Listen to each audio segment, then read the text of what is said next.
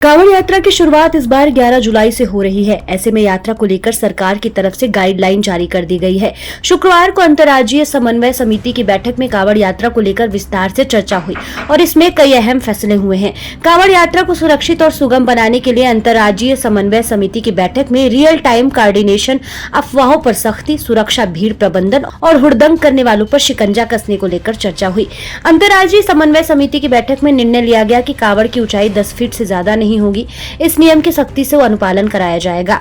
कांवड़ यात्रियों के लिए क्या करे और क्या नहीं करे की जानकारी यात्रा मार्गों पर अनिवार्य रूप से प्रदर्शित की जाएगी। उत्तराखंड के मुख्य सचिव आनंद वर्धन की अध्यक्षता में शुक्रवार को हरिद्वार मेला नियंत्रण कक्ष में बैठक का आयोजन किया गया। इस बैठक में उत्तराखंड, उत्तर प्रदेश, हरियाणा, पंजाब, दिल्ली और राजस्थान के वरिष्ठ अधिकारी मौजूद रहे।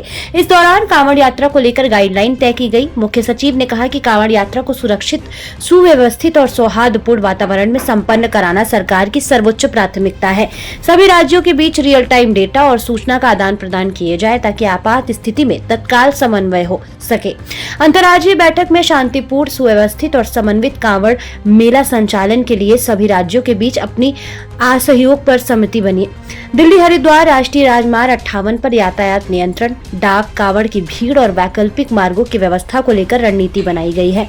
कांवड़ पटरी मार्ग और पार्किंग की तैयारियों की भी समीक्षा की गई।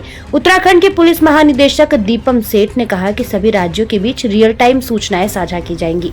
बैठक में निर्णय लिया गया कि वाहनों के बाहर तेज आवाजें वाले म्यूजिक सिस्टम नहीं लगाए जाएंगे। संचालकों को पूर्व सूचना देकर इसे प्रतिबंधित किया जाएगा। शराब और मांस पर बनी एसओपी का सख्ती से पालन कराया जाएगा।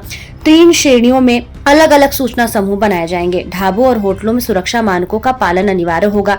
रेल लिस्ट चिपकाई जाएगी। हरिद्वार की पार्किंग स्थिति के बारे में समय समय पर उत्तर प्रदेश को जानकारी दी जाएगी।